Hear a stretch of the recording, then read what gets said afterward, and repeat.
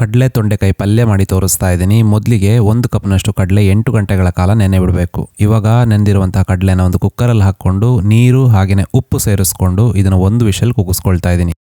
ಒಂದು ಬಾಣಲಿಯಲ್ಲಿ 1/4 ಕಪ್ನಷ್ಟು ತೆಂಗಿನ ತುರಿ, ಸ್ವಲ್ಪ ಅರಿಶಿನ ಹಾಕಿ 2 ನಿಮಿಷ ರೋಸ್ಟ್ ಮಾಡಿ ಸೈಡಿಗಿಟ್ಟು, ಇವಾಗ ಅದೇ ಬಾಣಲಿಯಲ್ಲಿ ಎಣ್ಣೆ ಬಿಸಿ ಮಾಡಿಕೊಂಡು ಸಾಸಿವೆ, ಜೀರಿಗೆ, ಇದರ ಜೊತೆಗೆ ಒಂದು 7-8 ಎಸಳು ಬೆಳ್ಳುಳ್ಳಿ ಹಾಕಿ 1 ನಿಮಿಷ ಫ್ರೈ ಮಾಡ್ತಾ ಇದ್ದೀನಿ. ಇವಾಗ ಇದಕ್ಕೆ ಹೆಚ್ಚಿರುವಂತಹ 1 ಈರುಳ್ಳಿ, ಸ್ವಲ್ಪ ಕರಿಬೇವು, ಸ್ವಲ್ಪ ಉಪ್ಪು ಹಾಕಿ ಮತ್ತೆ ಆ ಈರುಳ್ಳಿನ ಬಾಡಕ್ಕೆ ಬಿಡ್ತಾ ಇದ್ದೀನಿ. ಇವಾಗ ಇದಕ್ಕೆ 250 ಗ್ರಾಮ್ನಷ್ಟು ತೊಂಡೆಕಾಯಿ ಕಟ್ ಮಾಡಿ ಹಾಕಿ ಎಲ್ಲ ಫ್ರೈ ಮಾಡಿ ಸ್ವಲ್ಪ ನೀರು ಉಪ್ಪು ಸೇರಿಸ್ಕೊಂಡು ಮುಚ್ಚಳ ಮುಚ್ಚಿ ಬೇಯಿಸ್ಕೋಬೇಕು.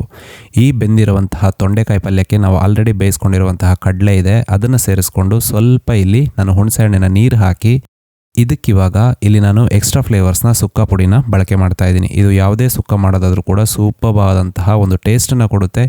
ಇದರಲ್ಲಿ ನಾನು 2 ಟೇಬಲ್ ಸ್ಪೂನಷ್ಟು ಹಾಕ್ತಾ ಇದ್ದೀನಿ. ಇದರಲ್ಲಿ ಯಾವುದೇ ಪ್ರಿಸರ್ವೇಟಿವ್ ಇಲ್ಲ, ಹಾಗೆಯೇ ಕಲರ್ ಕೂಡ ಆ್ಯಡ್ ಮಾಡಿಲ್ಲ, ಆದರೂ ಕೂಡ ಒಳ್ಳೆ ಕಲರ್ ಕೊಡುತ್ತೆ ಇದು. ಸೊ ಇದನ್ನು ಹಾಕಿ ಎಲ್ಲದನ್ನು ಒಂದ್ಸಲ ಕಂಬೈನ್ ಮಾಡ್ಕೊಳ್ಳಿ. ಈ ಥರ ಕಂಬೈನ್ ಮಾಡಿರೋದಕ್ಕೆ ನಾವಿಲ್ಲಿ ತೆಂಗಿನ ತುರಿನ ನಾವು ಫ್ರೈ ಮಾಡಿ ಇಟ್ಕೊಂಡಿದ್ವಿ, ಅದನ್ನು ಹಾಕಿ ಮತ್ತೆ ಒಂದು 2 ನಿಮಿಷ ಕಂಬೈನ್ ಮಾಡಬೇಕು. ಈ ಥರ ಕಂಬೈನ್ ಮಾಡಿದರೆ ಒಂದು ಸೂಪರ್ ಆದಂತಹ ಕಡಲೆ ಹಾಗೂ ತೊಂಡೆಕಾಯಿಯ ಪಲ್ಯ ರೆಡಿಯಾಗುತ್ತೆ.